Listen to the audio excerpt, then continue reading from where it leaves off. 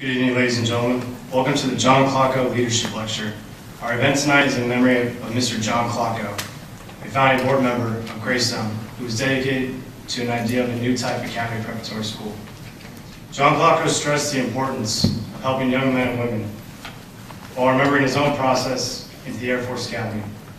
While he was taken from us in a sudden car accident back in 2003, his dream continues to live on through Greystone students presently and their alumni. This leadership lecture series has been named in honor of Mr. Klocko and was developed in order to grant Greystone students valuable exposure to significant leaders of character, whom of which we are blessed to have this evening.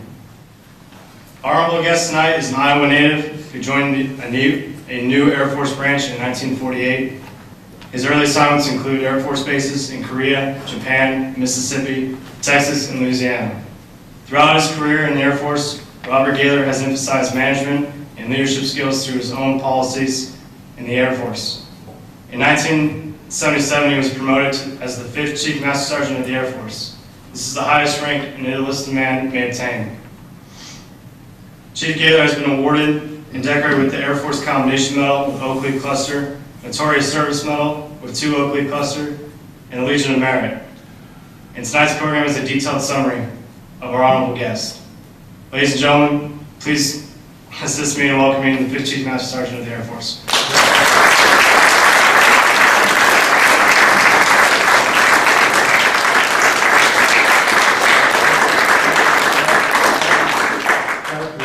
You know, I have the additional distinction now. Is there a handheld mic, or is that coming, or does this come out? Yes, sir. Oh, that would be good. Yeah, that way I won't have to talk so loud. I'm nursing somewhat of a cold, so bear with me, if you will. I am now the senior breathing Chief Master Sergeant of the Air Force, retired. I was number 5. 1, 2, 3, and 4 are deceased. Fortunately, we don't have to die in order. You know, that would scare me. I'd be looking over my shoulder. Unfortunately, numbers 7 and 10 are also deceased, so we're somewhat of a rare breed. Number 17 is in the job now. He's just been selected about a month ago. His name is Jim Cody. Coincidentally, his wife is a retired chief also, so the Air Force is getting 2 for the price of 1.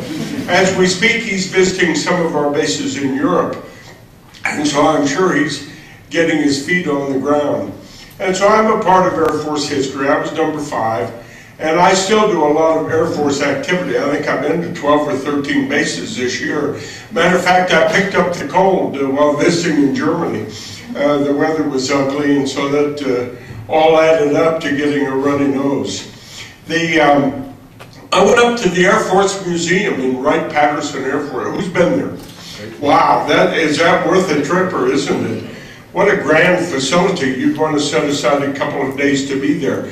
And I was there to speak at a banquet. And so we were, I think it was the cocktail hour before the seating. And a runner came and got me, and he said the curator, Mr. Big, the head man of the museum, that he wanted to see me. Somewhat of a courtesy call. That's not unusual, where I'm summoned to the commander's office simply to shake a hand and say, nice to meet you, and what have you. So, sure enough, upon arrival at the office, he warmly greeted me, as expected. What surprised me was when he reached in the desk and took out a tape measure and began measuring my body and writing down the figures. You know, like measuring my neck, my arm. What are you doing? He said, Chief, I'm sure the day will come when we'll stuff you, you know, and put you on display in the museum. And so he said, I thought I would just go ahead and get the measurements, and that way I won't have to bother your family during that very emotional period. And I said, that's good management if you think so. Am I right? That's called taking advantage of the opportunity. So I said, why don't we take it a step further and select the pose? And that way we'll have that on file along with the measurements, and you'll be ready to go. So I'm prepared to share with you the pose we selected. Okay? I'm going to share with you for a preview, and you can decide what you think of it. Here's the pose we selected.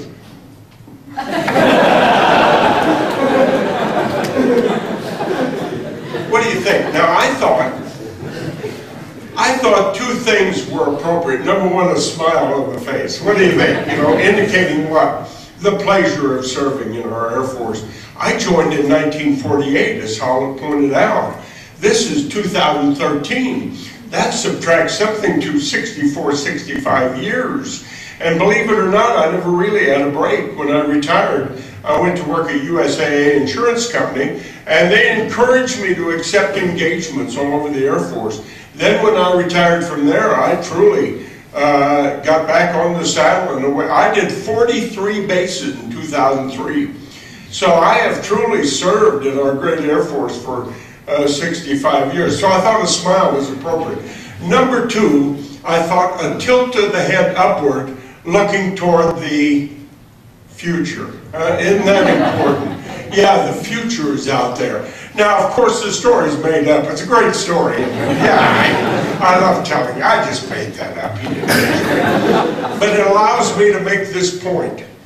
And that is that if you want to see the future, you look right here, right now, tonight. Yeah, those of you that are not part of the Greystone Program, look at these faces. You are looking at the future. What do you think? Yeah. Huh? Yeah, what do you think? I'm going to tell you something. I don't know how much value you give yourself, but if they sold stock on Wall Street, I'd buy all the shares I could afford. I think you're bright, you're intelligent, you're motivated, you're physically fit, you're attractive, you're obviously very wealthy. Well, 6 out of 7 isn't bad. Yeah, you've got so much going for you, but at the same time, there are challenges out there. There are roadblocks. Now, I don't know if you were last year. I don't think most of you were. I know a couple of you were. And I used a couple of stories that I love telling about putting your name on the mailbox. And that's one of my more requested stories. And that people like hot French fries. I don't know if you've heard anybody quote any of those, but those are Bob Gaylor originals. Those are stories that I enjoy telling. Tonight I've got a totally different talk. I'm not even sure how it's going to go. It's my newest talk. I put it together truly over the holidays. And in a moment I'll flash it up on the screen and we'll start. It's just one that I think is timely and important to talk about at this point in your life and career. Let me introduce it by saying this. Looking back over the years, and those of us veterans can recall, there has never been a shortage of buzz phrases and buzzwords. Americans seem to enjoy buzz phrases, buzzwords, gimmick of the day, gimmick du jour, whatever you call it. Looking back, some of us may recall job enrichment. That was the big thing in the 70s where we paid gurus with credentials, big bucks to come in and share with us how to enrich a job. And then in the late 70s, we went to MBO, management by objective. And suddenly everyone was talking about MBO, management by objective. In the early 80s, we introduced quality circles. I was a part of that program at USAA. And at one time, we had about 85 of those active throughout the building. And then in the 90s, we came into empowerment. You recall that was the big phrase, empowerment. And then we shifted our paradigm. Paradigm shift. What is a paradigm? It sounds like 2 nickels. I don't know. What is, but it just seems, am I right, Roy? We always had gimmicks. We always had, and then of course one of the more famous, TQM.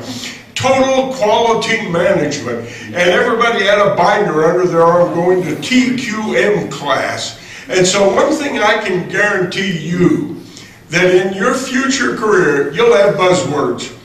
And you'll think, wow, these are great. And everybody will say them until you absolutely wear them out. Until where people become tired of them and say, we need a new buzzword. And so believe it or not, the buzzword of last year and this year, the buzzword right now, throughout the military, carrying over into the civilian world, is resilience. A word that many of you never heard, maybe even until tonight. But I can assure you, am I right? Everybody's talking about resilience. They now have resilience training in McGuire, New Jersey, where people go for 10 days to learn how to come back and talk about resilience. And so everybody now is talking, have you been to resilience training? Do you have resilience? And so that's now the buzzword. And if you're not familiar with it, you need to be, because it has some great meaning. Are you ready? Here we go. It's one's ability to cope, adapt, adjust, and live life in a positive way. Putting it in everyday terms, your ability to bounce back. Have you already learned that you will not achieve all your goals? Have you ever learned that things will not always go your way? Have you ever learned that, have you already learned that frustration is a part of life, and that every goal that we set we don't achieve? And so my question to you would be, what do you do when that happens? How do you process that? How do you handle that? How do you cope with it? How would you rate your ability to adjust and adapt and to cope and go on about living your life? Or do you leak oil? Or do your wheels come off? Or do you fall apart? Or do you have undue stress? How do you handle that? I can guarantee you not everyone handles it the same. And so resilience, believe it or not, how many of you have heard the word? Yeah, so it's not new to you. But the odds are you weren't using it in your vocabulary until most recently. And a lot of airmen are still trying to figure out what is it. Okay, so once I began hearing the word, I had some questions to myself. And these are questions I want you to ask yourself right now as I recite them from the chart. How do I know if I have it? Where do I get it? How do I strengthen and maintain it? When people started talking about resilience, I asked myself, do I have it? And I thought, I think I do. How do you know? How much do you have? Where did you get it? Do you know how to use it? These are questions you better be asking yourself, because tomorrow something could happen in your life that would require you to have it. And then it might be too late. You can't go down to Walmart and say, I need 10 pounds of resilience. By then, you either sort of have to have it or not. So I asked myself those questions, and you know what I answered? I think I have it. And then I asked myself, how do you know? What makes you think you have it? Well, I'm 82 years old. I've lived a rather successful life. I've achieved many of my goals, some of them quite high. I've had tragedy in my life. My son Eddie died of renal failure in 2000. He was 45 years old. Parents are not supposed to outlive their children, but in this case it happened. Really, Bob, what did you do when it happened? We worked through it. Yeah, we handled it. We coped. We adjusted. Okay, so that's an indication maybe you have some resilience. Give me another example, okay? My wife died last January 26th of 2012 of leukemia. We had been married 59 years. Really, Bob, what did you do when that happened? I coped. I adjusted. I adapted. I went on with my life. I handled it.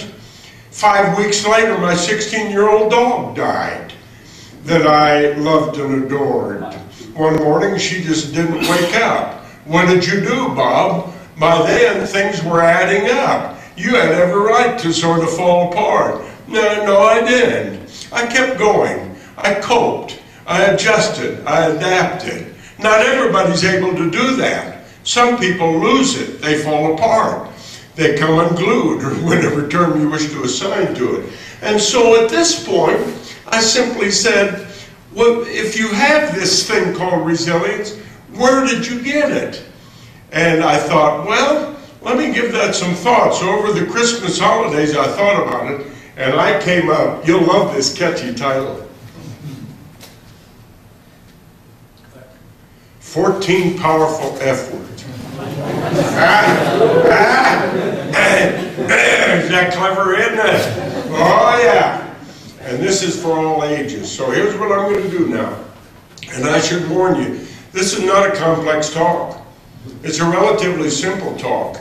It may be one of the most important talks you'll hear at this point in your life. Because right now you are entering some very challenging times. You all have dreams, you have goals, you have hopes, you have aspirations. You have things you're going to try to achieve. Some of you may not achieve them, or you may not achieve them when you want to. And at that moment, you'll have to make a decision whether you're able to press on and go on with things and find something equally good or better, or whether you're going to come unglued and what will happen to you. And so I want to share with you 14 powerful F words. Now here's what I did. First I went to the dictionary and I dug out the dictionary definition. So first I'll just give you the dictionary definition, then maybe I'll tell you the story to emphasize the point. Here's all I ask you to do. While I share each word, as I share each word, I want you to rate yourself on a scale of 1 to 10 on each word. Just be honest with yourself. Give yourself a 3 or an 8 or a 10. How do you stack up in that particular word? And so at the end of the talk, you'll be able to decide how much resilience do you actually have, what measure and what degree. Are you ready? In no particular order. F word number 1, focus. Dictionary, vision, spotlight, center of attention. I think you're familiar with the word focus. It's where we spotlight. It's where we center our attention. Let me tell you the importance of it. You need to ask yourself, what are my goals? Why are you here in Kerrville, Texas? What are you doing here? The odds are many of you did not grow up here, so what is your purpose for being here? Why are you here? Why are you spending the monies you're spending? What is your purpose? What is your goal? What is your reason? I suggest that you recall that each day so that you don't lose sight of that. Maybe you even need a button to say, why am I here? What is my purpose? What am I doing? Because in the absence of that, you lose focus. And the next thing, instead of rifle shooting, you're shotgunning. What do I want to achieve? What is the Air Force paying me to do? That's for an Air Force audience. What is it your parents are investing in? What is your purpose? What is your goal? I read a great book, maybe someday you'll be able to read it. It was called 19 Stars. Basically, the title came from 4 very famous World War II generals, and their stars totaled 19. MacArthur, Eisenhower, Marshall, and George Patton. If you've studied any World War II history, you've studied those names. And the author was a man named Beau Purrier. He was at the Air Force Academy in Colorado Springs, and he asked for a leave of absence to write a story about these 4 great generals. And so he researched these 4 generals, and he had one question in mind. What did they have in common? Here's 4 great generals. One, you want to know, what did they have in common? What was the one ingredient that they all shared? Because they were all different in personality. And I met Beau Purrier in Washington, D.C. in the 70s. And of course, I asked him the big question. What did they have in common? These 4 great World War II generals. And he said, and I'll give it to you with the emphasis, he said they never, ever, ever, ever lost sight of their goal. They never, ever, ever lost sight of their purpose. They constantly were tuned in to their reason for being. And that was to fight and win World War II and then put America back on its feet. And so I guess that emphasizes the importance of focus. So I would think that you and I can enjoy life. We can have fun. We can go to ball games. We can play around the golf. But when the chips are down, we ask ourselves, what is my purpose? Why am I here? What is my goal? What is it I'm trying to achieve? Every once in a while, I'll ask somebody, well, what is it you're trying to be? What do you want to do? And they say, I'm still looking around. Someday I'll find something. I don't know if they think it's going to fall out of the sky and hit them on the head. But unless you have some idea of where it is you're trying to go. Isn't that a great training aid? The NCO Academy at Lackland put together my slides. By the way, the name of the academy is the Robert D. Gaylor NCO Academy. Eat your heart out. Yeah. Word number 2, friendship. Yes. We're trying to put together a foundation of resilience. Friendship defined as persons attached by mutual respect, affection, and a source of support. That's the dictionary definition of friendship. How many true friends do I have, I ask myself. Are we there for one another? How are friendships developed? Rate yourself on a scale of 1 to 10 friendships. You know one thing you young people are doing, I don't think there's any danger in it, but in a way I wish you'd quit. You've abused the word friend. Yeah, you say I've got 1,200 friends. These are names on a device, a gadget, a Facebook, or whatever it is you call it. They are not friends, they are just names of people. You know some of them you wouldn't know if they walked in the room. And so don't confuse. You're lucky if you can count your friends on one hand. I'm talking about people who are there for you, who you could call on day or night, who would stop whatever they're doing to be there to help you, who would reach out for you. Some people don't have any. That's why they don't have resilience. That's the power of friendship. People that you know are there. I'm a very blessed man. I can count mine on several hands. These are relationships I've developed. Matter of fact, a magic thing happened this evening. In the back of the room is Chief Roy Boudreau. Hold your hand up, Roy. This man is my friend. I've known this man since 1960 something or other. I haven't seen him for years. He wrote me a note when my wife passed away. I had an idea he was in the area. Last I left him, he was in Florida. Roy's my friend. I think of Roy frequently. Right now, he and I could get in a car and drive out and we could talk throughout the night about things we've done together. And Roy knows I'm there for him and he's there for me. How many friends do you have? Not just names on some gadget you press a button on, but I'm talking about the depth of a friendship to where they're there for you when you need them. And they also will not violate your trust. You can share a secret with them and they won't blab it all over the campus. They will maintain the dignity of the secret. So how many do you really have? And you'll want to build as many as you can build. And so right now you need to be cementing relationships that will endure for the years ahead. And you may not see each other for several months or years. But when you do, you'll be able to recall that rapport, that closeness that exists between you. Fortunate is the person who has friends. I'm talking about real friends in the true definition. F word number 3, family. A group of people with a common purpose, a relationship, a bonding. What has happened in America in the last 50 years is families have become somewhat fragmented. With divorce as it is now and broken homes, I would not ask how many of you came from a family of a mom and dad where they were always right there. And the odds are now that's not as common as it used to be. But that doesn't mean that all hope is lost. Those families frequently become very strong. But it's a bond that exists between brothers and sisters and brothers and sisters and moms and dads and aunts and uncles. So think for a moment. The definition of your family and the strength of your family and the power of your family. Every once in a while someone will say to me, I haven't talked to my brother for 26 years. And I say, that's sad. That's sad. Because that's a bloodline. And you have to ask, how did that happen? Where did the breakdown come? Why was it allowed to happen? Because family becomes so powerful and so potent when the chips are down. And so when tragedy struck in the Gaylor family last year, the family rallied around like an anthill when you disturb it. They all come together. They all rush to one another to see if somebody needs help. And you know what we did last Christmas? 14 of us in the immediate Bob Gaylor family rented a cabin on the Colorado River north of Marble Falls.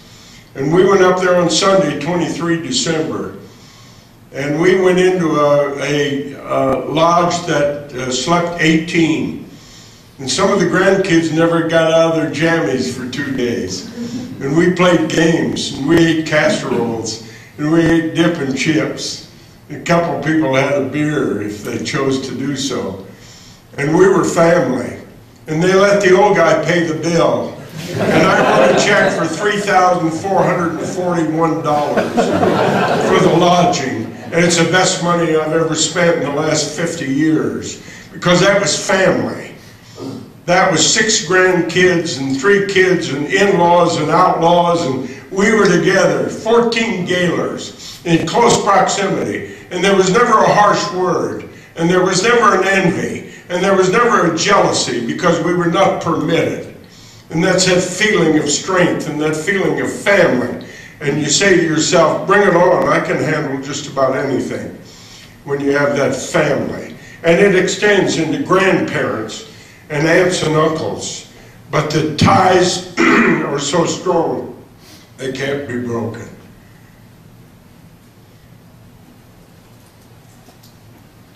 What do you think of this word? This is powerful. It means to pardon, to give up resentment, to release from error and mistake. That's what the dictionary says. You and I simply say to forgive. For some, that's very difficult to do. At times, it's virtually impossible. One thing I'm going to tell you, though, and you can take this to the bank because it's true, the person awaiting forgiveness begins not to even think about it. The person who is not forgiven is the one carrying the burden. Believe me. If you think the person awaiting the forgiveness is carrying the burden, they're not. They say, well, they've chosen not to forgive me, so I'm going to go on with things. Meanwhile, the person who's hesitant to forgive is carrying it like a load on their shoulders. I just can't seem to release. I just can't seem to forgive. So they're the one with the burden. And so the power of forgiveness is to release from error and mistake. And so what you have to look at, and this is a very emotional valve, it truly is. And my gosh, the last thing I want to do is sermonize and preach to you. I'm just running it by you so you can evaluate. This is a self-analysis, if you will. It's an opportunity for me just to share what I think is the definition of resilience. You can do with it what you want. But small matters versus major issues. Major issues become much more difficult. If somebody really hurts you deeply, and it's been months or maybe even years, then it becomes more difficult because it becomes so ingrained. But at some point, maybe you want to say, maybe the time has come. Maybe the time is now to get this off my back and to say, I need to go on with something. And then whatever it takes. So you can do with it what you want. But let's not forget where we're going with this. We're trying to build a foundation of strength. We're trying to prepare ourselves for agony and discomfort in our life. And tragedy will strike, believe me. I don't know of anyone who can make it through any period of time without having something happen in their life that is described as a setback. And some of them are very tragic. And our goal is to keep going, to adjust to that, so that we can continue to lead the good life. And I just think forgiveness is one of the powerful features. Fault. Responsible for something wrong. An error, a mistake. I think is that Homer? Is that who that is? Is that Homer Simpson? Yeah, some of you know him better than I do, but somebody told me that's Homer. Fault is the ability to say, my bad. I take responsibility. I goofed. You can point at me. For some people, that's hard to do. They'd rather point at someone else. And a lot of times, because of that inability to simply say, I goofed, I messed up, it was my fault, which then usually allows things to go on. It just muddies the water. I don't know if this is a good example or not, but it's a true one. Some years ago, one of our recent presidents had a bit of action under the desk in the Oval Office. 4 o'clock one afternoon. Made all the papers. You may want to go back and read about it. It went on for a couple of years. It was scandalous. I really think had he called me, I'd have said, let me tell you what to do, Mr. Prez. Go on television tonight. Address the American people and look them in the eye and say these words. I had a bit of action under a desk in the Oval Office at 4 this afternoon. I regret now that I did it. I shouldn't have done it. It was wrong. The majority of men would have been envious. And the majority of the ladies would have said, we forgive you, because the American people are very forgiving. But because he chose not to do so, it cost billions of dollars to investigate. It went on for years because of an inability to say, I goofed, I messed up. You can do with that what you want. Sometimes it's a bit difficult to say, that was my bad. I'm not just talking about minor issues, but to have the courage to say, I messed that up. I didn't mean for it to come out that way. We're putting together a foundation of resilience. We're just going through some words that happen to begin with F. Let's try another one. Finances.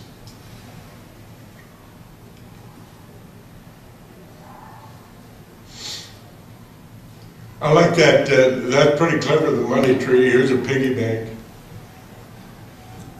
You know, I'm going to tell you something. I don't know if you handle your own finances. I imagine you do to some degree. I think you'll agree you wake up feeling better every morning if your finances are in order. Just a contentment that comes with financial stability. I know when I wake up in the morning and I say, I don't know any money. My house is paid for. My car, I just feel good. It's an automatic uplift. And the opposite is also true. Absence of creates stress. Yeah, you wake up in the morning and you say, oh my gosh, I owe $7,000 on my credit card. I'm just paying a bit of the interest. I'm not even addressing the principal. When will I ever get out of debt?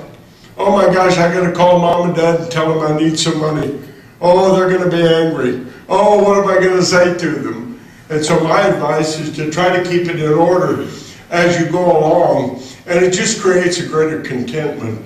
And the question is, what should I be doing? And the answer is fiscal responsibility. And the answer is using your funds judiciously and not impulsively. For example, people don't need to eat out every night. Bologna sandwiches are still delicious with mayonnaise on a slice of fresh bread. You probably don't need to go to every movie when it comes out. It'll be on TV in about 3 months. You don't need every new device. H-Pod, iPod, M-Pod, L-Pod, I don't know what's coming out next. That thing you bought 6 months ago will probably last you for a while. So it's called fiscal responsibility. It's learning how to manage what you have. Because it's rarely that you have what you'd like to have or feel you need, but it's the ability to manage what you actually have. That's the definition of management, by the way, is the efficient and economical use of available resources, not resources we'd love to have. And so financial stability. Believe it or not, in my travels throughout the Air Force, I find airmen that admittedly are $14,000, $18,000 in debt with no hope of getting out. And they wake up each morning and it's like a black cloud hovering over their bed. Oh, it didn't go away during the night, it's still there. And so I would suggest to you that you start now, if you haven't already, simply managing your finances and learning how to do that to where you never have to experience the downside of that. Fervent. That's a mean old T.I. at Lackland yelling at some new basic trainees. Someday you'll experience that at the academy. I want to be there when it happens. I want to see how you handle it. That'll be a check of your resilience. Whether tears run down your face and say, I want my mom. Or whether you'll stand there and say, this is part of the program. Bring it on. I can handle it. My backbone is strong. Fervent is strong feelings, powerful motivations, earnest effort. I'm very fervent about the United States of America. I love the country with all its warts. I'm very fervent about the state of Texas. I think it's great. I'm very fervent about San Antonio. I'm very fervent about my family in the Air Force. I have a lot of fervence. I'm not sure there's a word, fervence, but I'm very fervent, ardent, passionate. Don't associate passionate with heavy breathing. It's more than that. Passionate is an intense feeling of pride. I have a passion for horse racing. The Kentucky Derby's coming up the first Saturday in May. I've already started handicapping the 3-year-olds. I'll be placing my bets at Raytama Park the day of the Derby. I have a great passion. What passions do you have in life? What is your passion? When is the last time you felt fervent passion? Well, you should be having some of it every day. Otherwise, life is dull. You go, I'm just here. I get up, go to class. I don't have much passion. Yeah, well, it doesn't fall out of the sky. You got to reach out and embrace it. It's a feeling of motivation. It's a drive. It's a desire. It's a love for life. And sometimes you just have to be foolish. When's the last time you were foolish? Some of you are pretty good at it. Some of you need to work on it. It's a great trait. I believe you skipped fun, sir. Did I skip something? Yes, sir. Go on. All right, let's do fun. Then we'll do foolishness because they're a bit related. Thank you. Fun is amusement, enjoyment. Right now I'm having fun. I hope you are, because I'm having fun. It's not fair to be one way. I want you to enjoy this. Some of you need to laugh a little more. You look like a prune. You just sit there. You know, when's the last time you laughed? When's the last time you said, boy, this is fun? People say to me, I haven't had fun in months. Well, why haven't you? What would it take for you to say you're having fun? A round of golf, going fishing, going dancing, going to a movie? When's the last time you had fun? What do you consider to be fun? When's the last time you really laughed? How often do you laugh? What do you laugh at? Do you laugh at somebody's failure? When somebody else doesn't succeed, does that make you laugh? Do you laugh at a pratfall when somebody trips like Kramer and Seinfeld? What do you laugh at? Fun is where we learn to enjoy life. Are we having fun? Are we having a good time? Fun is a big part of my life. I've always had fun, even to excess, where I've been criticized, where I overstepped. You're not supposed to be having that much fun, Gaylor, but I'd rather have too much than not enough. And some people, believe it or not, say to me, well, I can't remember the last time I had any fun. Well, we'll put on your tombstone. Never had fun. Well, what a shame. Missed having fun. Oh, gosh, what an epitaph on a tombstone. And sometimes you just have to be foolish. And that's absurd, ridiculous behavior. I don't know if you're capable of that. Are you capable of being clownish? It's a pretty good trait. I was invited to speak Federal Reserve Bank in Dallas, Texas. Woo!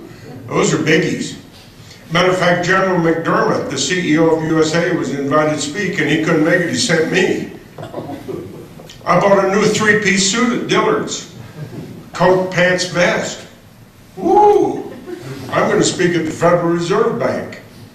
I flew on Southwest Airlines to Love Field. A guy met me at the gate, holding up a sign, Gaylor. He's wearing a chauffeur cap. Man, this kid from Mulberry, Indiana has arrived. There's a guy at the gate holding up my name, Gaylor. I said, I'm Gaylor. He said, the car awaits you, sir, at the curb. And we walk out to the curb, and there's a Buick about 14 feet long. And he says, I will drive you to the Anatole Hotel. That's where Ron and Nancy Reagan stay, at the Anatole. As I'm getting in the car, I hear a rip. It appears to be coming from the crotch of my trousers.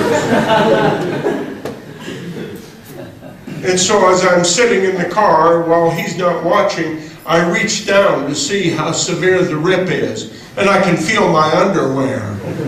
And so I'm on my way to the Anatole Hotel, and the crotch is ripped out of my new suit pants. And I think, what am I going to do now? I'm going to address the Federal Reserve Bank. And we arrive at the hotel, and the guy dressed like Sir Francis Drake with all that fancy stuff on him. Welcome, sir, to the Anatole. I said, I have a bit of a problem. Really, sir, what is your problem? I said, my pants are ripped. Really? How bad? I said, you tell me. I mooned the guy. I mooned him. I mooned the doorman at the Anatole. You tell me. My God, he said, they're ripped from the belt line all the way to the zipper. That's foolish. What would you do? What would you do if you were there to address the Federal Reserve and your pants are, what would you do?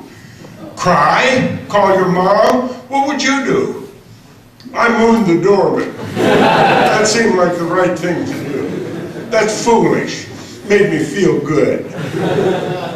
A lady met me and I took off my trousers in the men's room. She sewed them up. I got back to Dillard's. Guy said, my guy says it's a better job than we did. I said, obviously, because the job you did didn't work. Sometimes you just have to be foolish. Laugh and the world laughs with you. You can't make it through life without going out on a big date and having a piece of spinach stuck in your tooth and you don't know it. And you're just smiling at everybody with green coming out of your teeth. When that happens, you might as well laugh because everybody's going to laugh at you. That's part of fun. The ability to be appropriately, not clownish like Abbott and Costello or Animal House, but sometimes simply the ability to accept one's frailty. You knew this was coming. This has got to be a part of resilience. Faith is simply a system of beliefs. It's a personal choice. I've always thought two of the most stupid arguments that you can engage in is who won the Civil War. We lost 600,000 lives. Doesn't seem like either side won. And what is the best religion? I don't know where you're going with that. It's a very personal choice. It's whatever you choose. But you need something. You need something to rely on. You need some strength, some support beam in your foundation. It's very secular to the individual. I have faith. Doesn't matter what my faith is. It's a very personal thing. But I have profound faith. I have unquestionable faith. It has sustained me in my life. It is that powerful. It is so powerful that I simply every night say thank you for watching over me. Thank you for giving me the strength.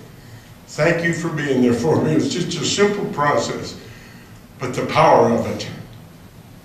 When I go to visit my wife's grave, I just say, honey, we're together, you and me and him. So you have to have a faith, whatever it might be. It can be a rock if you want it to be, but something that you believe in, something that gives you the feeling of strength and power. You can do with it what you want, but it's a part of our foundation. And so is this. To falter is to hesitate in action, to stumble. I'll give you a chance to write that, and then I'll tell you something that concerns me. And the second one, this is the only slide I put two on one because they're associated. The second F word is to fail. It's a stronger edition of falter. It's to fall short and not achieve. I'll tell you my concern when it appears you finish writing. To falter and to fail.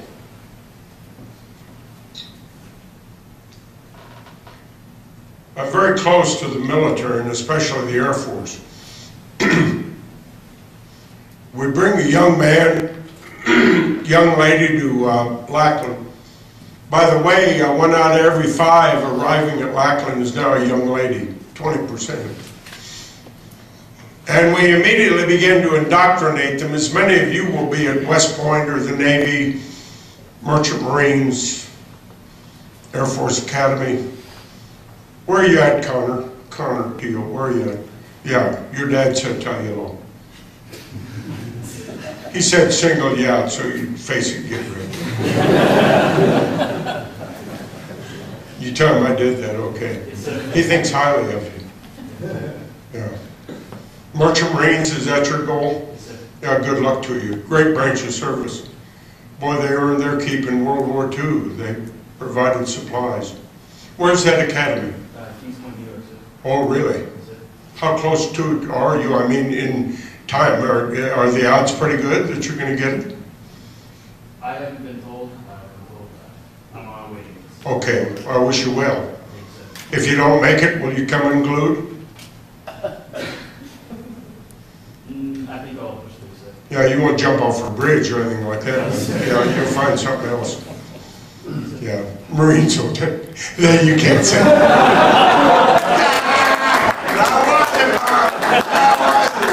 Don't push your luck, Chief. Yeah, that was in love. Yeah. We bring these young men and women to Lackland. We begin to indoctrinate them, rightfully so. We begin to discipline them. And along the way, we quite convince them that they're invincible. We run them through an obstacle course. The demands are extremely high. We have a program called The Beast, where they go out to field training for a week. They roll around in the mud and eat MREs. And so by the time they complete basic, we've convinced them that they are basically infallible. But there's a danger in that, because you and I are not infallible. We are not infallible. We will falter and we will occasionally fail, because we are human. And we have to be able to bounce back from that. Our suicide rates are off the chart. Our PTSD, post-traumatic stress disorder, is costing millions of dollars, and more so affecting families. These are people that convince themselves that failure and faltering is not acceptable.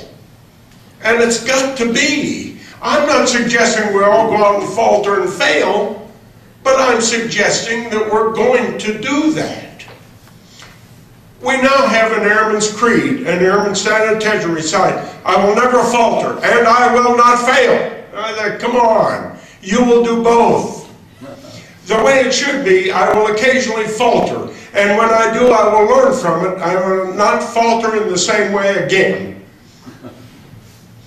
I met the board to be Chief Master Sergeant of the Air Force. Probably the biggest day of my life. 5 of us are selected to meet a board of 3 general officers, 2 3-stars and a 4-star.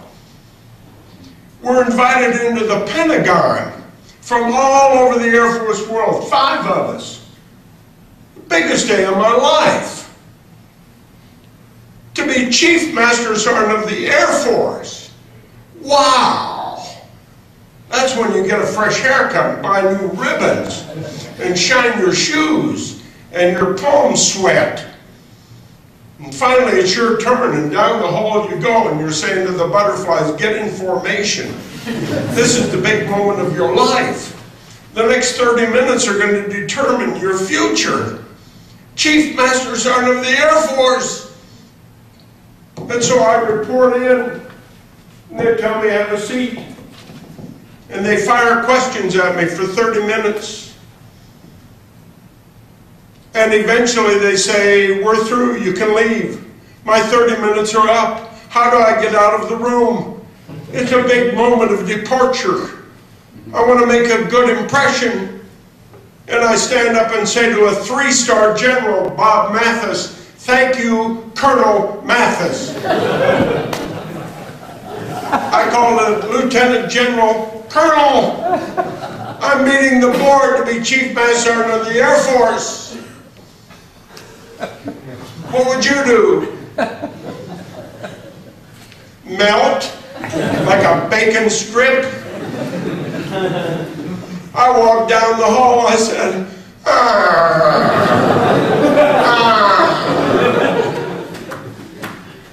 and I said to my friend Jim McCoy, you'll never guess what I did. What'd you do, Bob? I called Mathis Cunningham. You scratch Gaylor? My big moment, I faltered. 10 days later, I got picked. September of that year, General Mathis said to me, when you walked out of the room, you got my vote because of the way you recovered. I didn't tell you how I recovered. After I called him Colonel Mathis, I stood back up and I said, isn't that great? I came all the way from San Antonio, Texas to meet this board. I bought a new uniform, bought new ribbons, thought I did fairly well with the question, and I screw up trying to get out of the room. Please let me start over. He said, sure. Thank you, General Mathis. I recovered. I faltered. I stumbled. I recovered. The recovery is what got me selected. He told me that. He said, I like the poise you used. You admitted you made a mistake. You asked for permission to correct it. You corrected it. Maybe the good Lord intervened and purposely had me screw up so I could correct it. I don't know. The point is I faltered, and so will you. And that's when you say, let me have another shot at that. That didn't come out right. I failed. I made chief in 1967 in March, Thailand, war zone. We were flying 72 bombing missions a day, downtown Hanoi.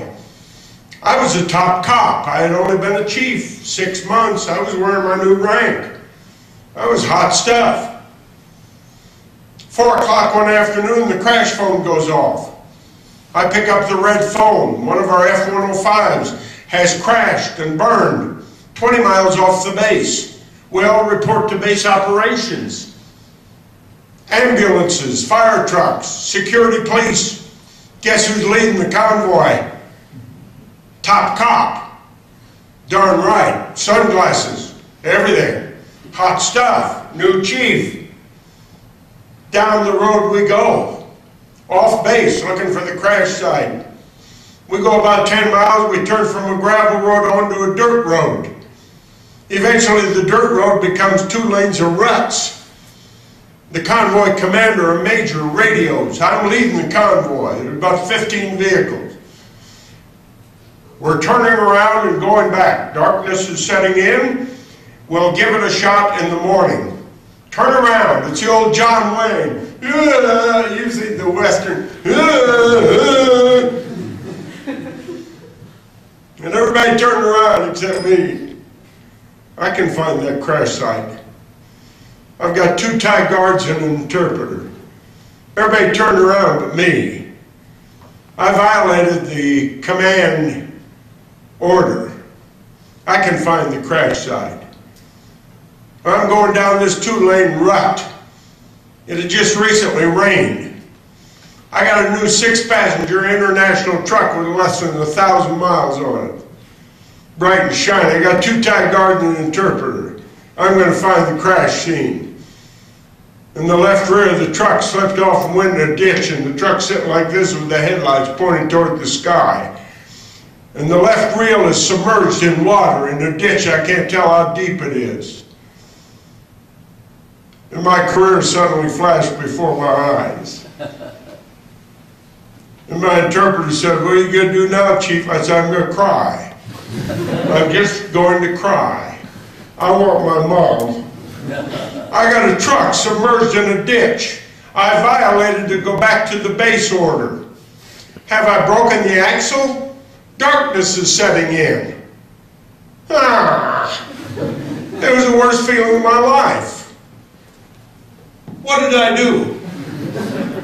Did I back that thing all the way up? I get too excited. I didn't even know I did that. Let me put that down. So you got the scene. That's a terrible feeling. My family's in Shreveport, Louisiana. They've never seen my new rank. I've only been wearing it 6 months. I'm now subject to whatever. Court-martial. Disobeying an order in a war zone. Breaking an axle on a new truck. Ah. I said to the interpreter, go into the village, see if you can find somebody with a truck.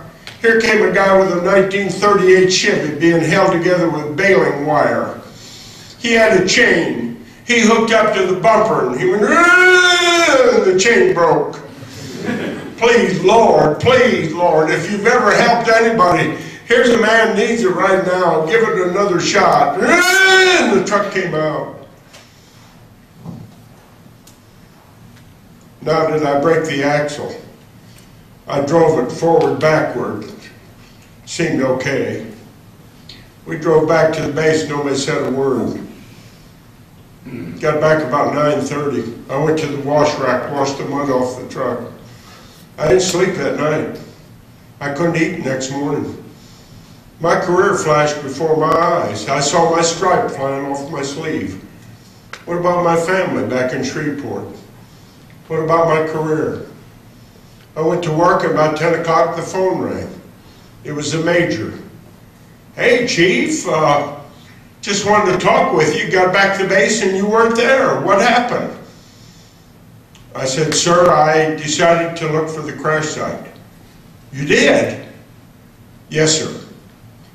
Did you hear the order to turn back? Yes, sir. And you chose to keep going? Yes, sir. Well, you realize you violated my order. Yes, sir. Very interesting, he said. You know, of course, I hold your career in my hand. Yes, sir.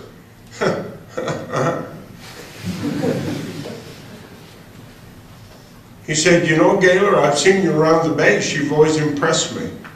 You seem pretty sharp. I've seen you at meetings. You're articulate. You seem to make good decisions. Thank you, sir. There was a long pause, and he said the 4 sweetest words I may have ever heard. This one's on me. This one's on me. Thank you, sir. Whew. This one's on me. Did I fail? Yeah.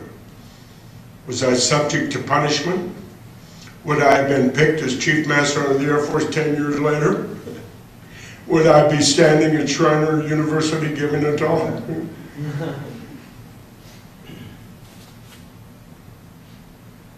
Forgiveness. Falter. Fail. I don't want to encourage your failure, because the odds are you will have a lot more successes than you will failures. My question is, what are you going to do if and when you should fail? Or if you do falter? That's not the sign to turn it all in. That's a sign to reach deep and get a little extra and go on from there. We are human beings with tremendous talents and frailties. We must be running out of words. I'm obviously running out of time. They all lead to a foundation of strength. I love these slides they did. They're building a building there on the right. You don't start with the 8th floor. You start with the foundation. It's hard to build the 2nd floor until you build the 1st. That's what resilience is. Powerful F words. Faith, family, friendship, faltered, focus, finances. I just wanted you to sort of review them in your own mind. How you doing? On a scale of 1 to 10. How many 9s have you given yourself? How many 3s? How many 10s? Then you flourish. Isn't that a great slide? Look at that wildflower growing in that crack of mud. That's what life is all about. Sometimes you and I blossom best when we're not in the best soil. When things get the toughest, that's when we bloom. That's what great leadership is all about. People that thrive under the most difficult conditions. Anybody can succeed when everything's handed to them. It's pretty hard to fail when you're J.C. Penney's grandson. He'll give you $1 billion. You can jet set all over the world and blow it away. And he'll give you $1 billion more. But even I don't have that. We got to reach out and get it. We got to flourish. The nice part about all this, and I have to be careful with this, but it makes a great point. You still have a very powerful F word left. Yeah. And sometimes you just say, yeah, sometimes that works. Just say. How many of you have already said that at some point in your life? Sure, that might be the best. But save that in reserve. My God, don't waste it. It's so powerful that if you use it promiscuously, it's of no value. When Eddie Murphy said the word 76 times in one movie, after about 12 times, you get tired of it. It has no purpose or meaning. And so if you just use it just to add words to a sentence, knock it off. You need to save that for that very special time in life when all the other F words fail. And then you just announce to the world, yeah.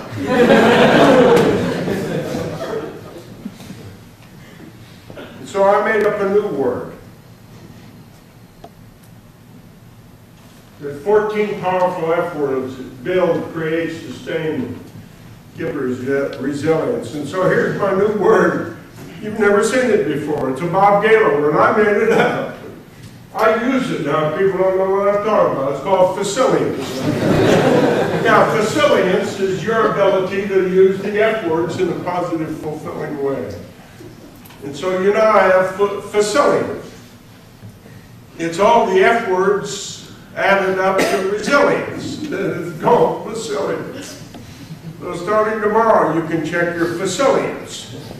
It's all those F words. I grew up in the 30s. We were talking about that during dinner. Life was so simple. It truly was. My entire life in the 30s was within a 10-mile radius. If you went outside of that radius, you got your name in the weekly paper. My whole life was school, family, church, neighborhood. Everything. When the seniors did their class play, everybody in town went. Everybody knew, oh, you're the Gaylor kid. My dad kept his car 17 years. He bought a 1936 Ford and sold it in 1953. It was known as the Gaylor car. Life was simple. Everything was clearly defined. Adults do this, children do this, women do this, men do this, blacks do this, whites do this. You simply had to play within those rules. Life is not like that now. You tell me what the rules are now. Women in combat, gay marriage, discussions of abortion. Life has now become very complex. There are emotional issues. You can get in an argument within 5 minutes. People raise their voice and shake their fists. They'll tell you how they feel. Life isn't simple anymore. And so that encourages stress. And some people want to see you fail. They want to see you fall flat on your face so they can laugh at you.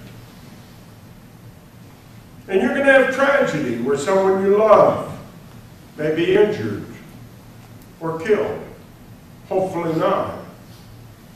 And at that moment, you'll have to check and see how much resilience you have. Your ability to cope and adjust. Some of you are going to be officers. You are the future of the different services. I think you're going to be great. Some of you will be greater than others. Not all leaders are equally skilled. One measure of leadership is the resilience factor, their ability to keep things in perspective, to handle setback.